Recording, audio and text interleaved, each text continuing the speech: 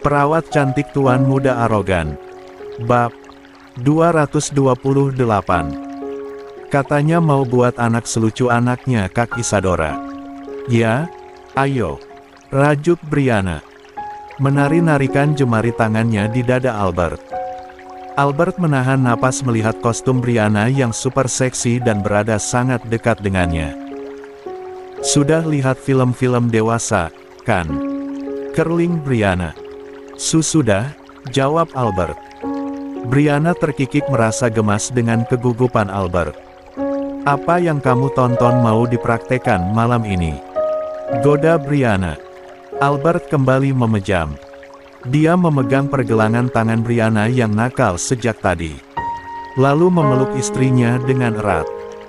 Mari kita buat bayi, dan ini adalah untuk pertama kalinya bagiku. Kuharap hanya denganmu aku setiap malam membuat bayi, ucap Albert. Ya iyalah denganku. Awas saja kalau kamu main-main dengan yang lain. Ancam Brianna mencubit keras pinggang Albert.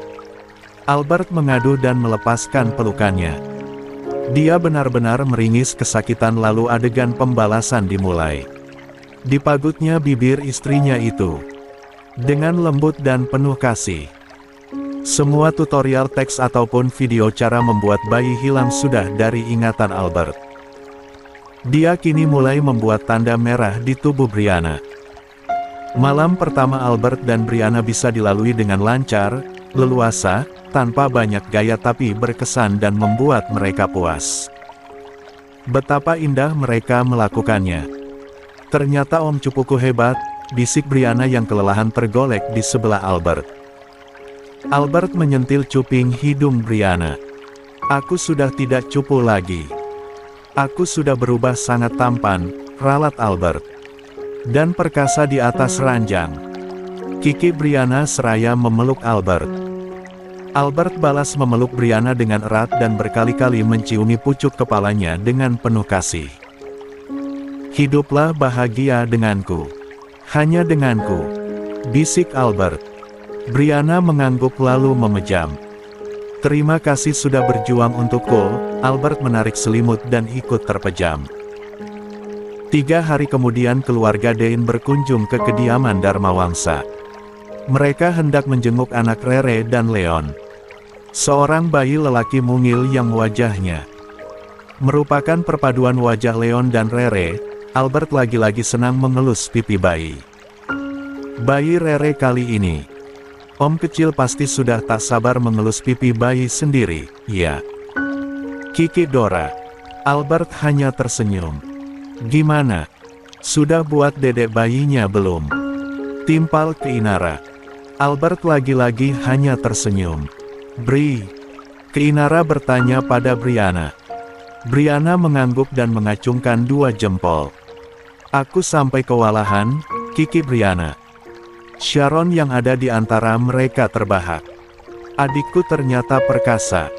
Wajah Albert memerah. Ra, mana si kembar? Aku mau ajak mereka main di taman. Gendong anak Rere masih kecil, belum berani. Albert berdiri dan mengalihkan pembicaraan. Lagi main sama Oma Dein dan Opa Erik di gazebo. Tapi ada Papa Tama juga. Pasti rebutan sama Papa. Sana ambil, bilang aja latihan gendong dedek bayi, sahut Dora.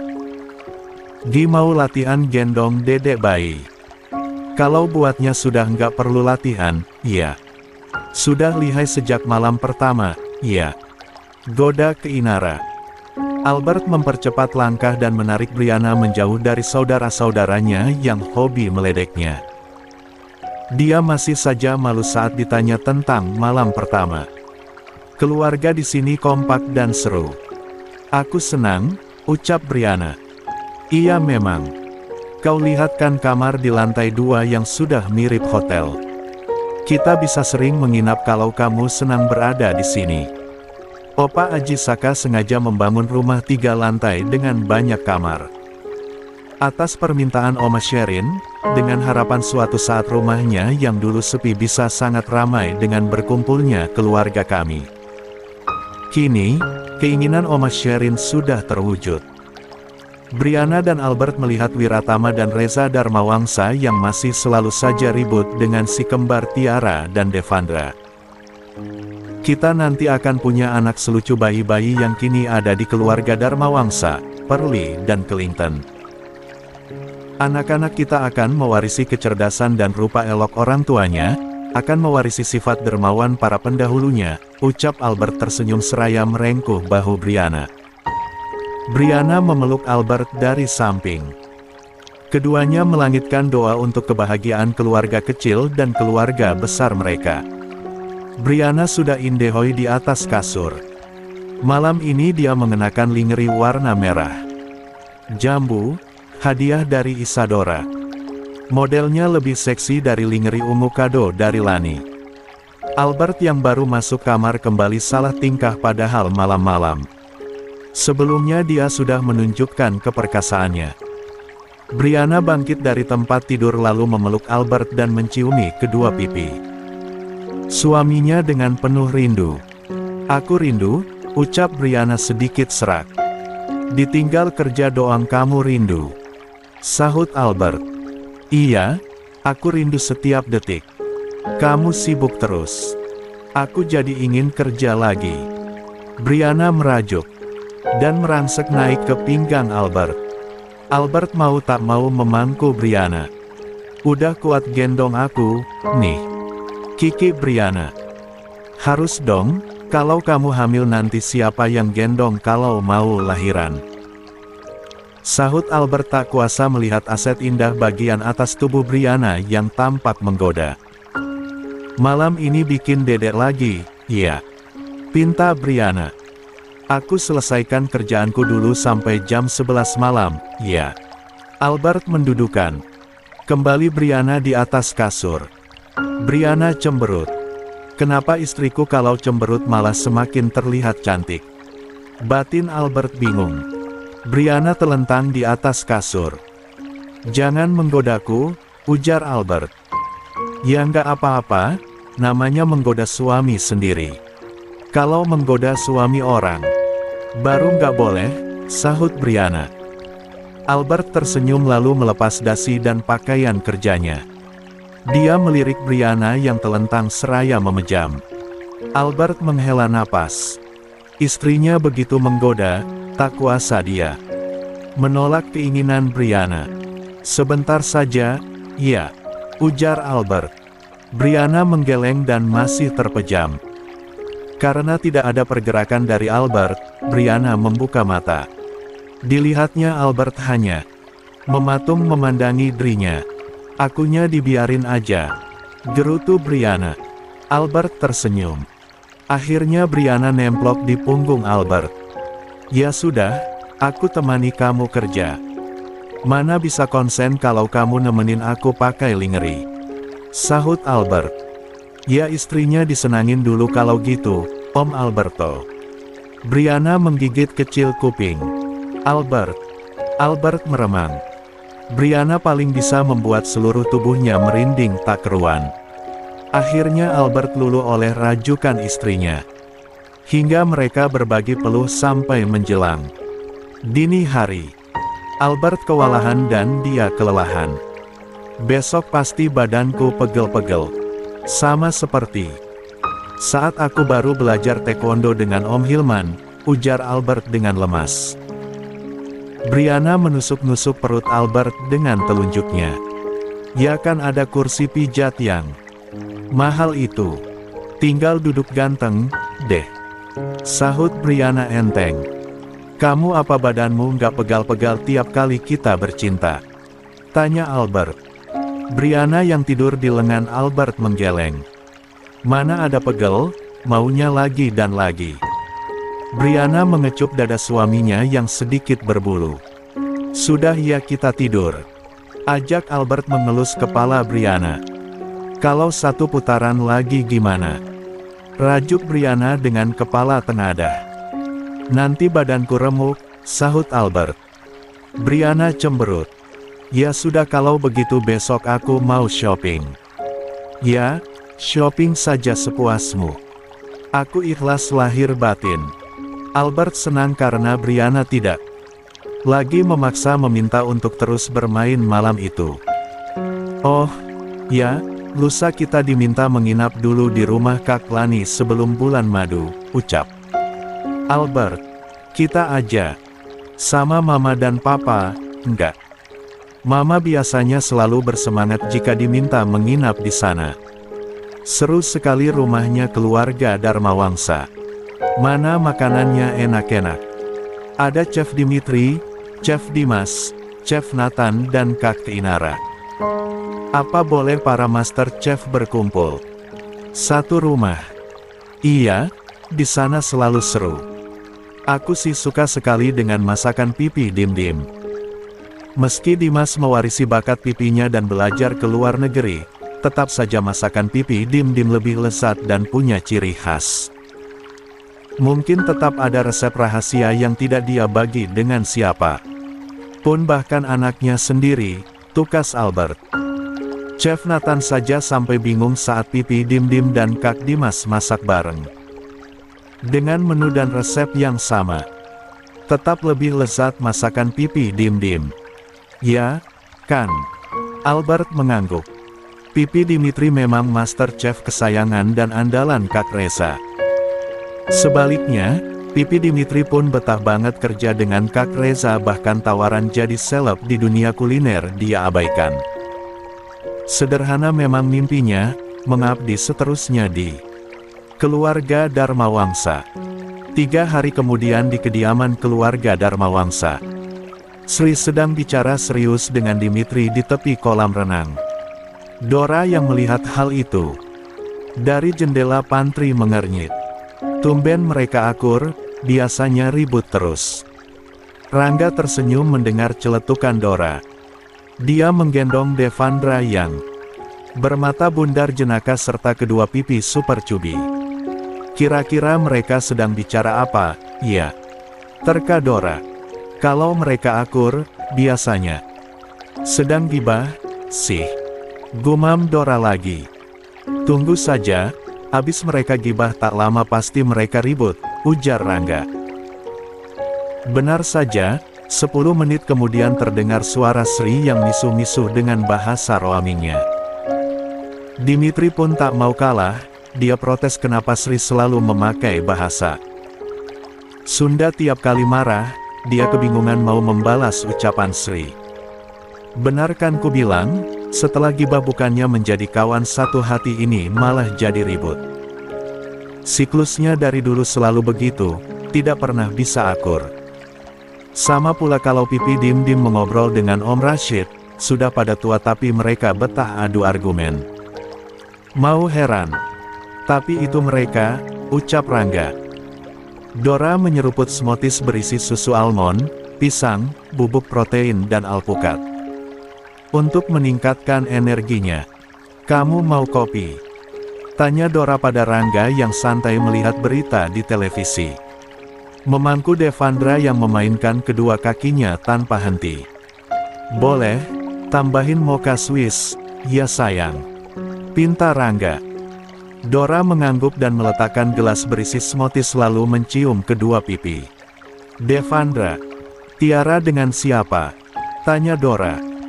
Entahlah, tadi katanya mau diajak Tante Sa ke butik kawannya yang baru grand opening.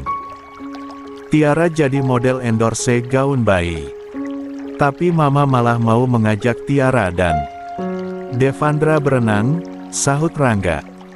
Papa Angsa dan Papa Tama kemana? Tumben hari libur nggak sibuk rebutin cucunya. Dora mulai membuat kopi untuk Rangga. Papa Tama meeting, Papa Angsa sedang menerima kedatangan keluarga Clinton. Daniel mau melamar Elena tapi bingung papanya Elena sibuk di luar negeri terus. Jadilah ke sini, secara Rere ada di sini. Elena pun kerap kemari, sahut Rangga. Ah, senang rasanya Kak Daniel menemukan jodohnya, ucap Dora bahagia. Semoga Om kecil dan Elena bisa segera punya manusia kecil imut nan menggemaskan seperti ini, nih. Rangga menciumi Devandra yang kali ini dia melihat tayangan animasi di televisi. Devandra terkejut karena mendengar teriakan Sri dan Dimitri yang memasuki pantry. Kedua matanya membulat sempurna melihat Sri dan Dimitri sewot di hadapannya. "Aku mau tatanan dekorasinya warna hijau," teriak Dimitri. "Bosen atulah hayohwi hejo. Sakali-kali mah pink atawa krem. Hejo wae siga jukut." Dumel Sri. "Apa itu jukut?" Dimitri kini mulai sedikit-sedikit paham bahasa Sri. "Rumput, wei," sahut Sri. "Lamun teping, urang mah kajen bedo. Bae rek ngaduka, Tuan Reza." Sri memajukan bibirnya beberapa senti. "Bisanya ngadu emak-emak satu ini."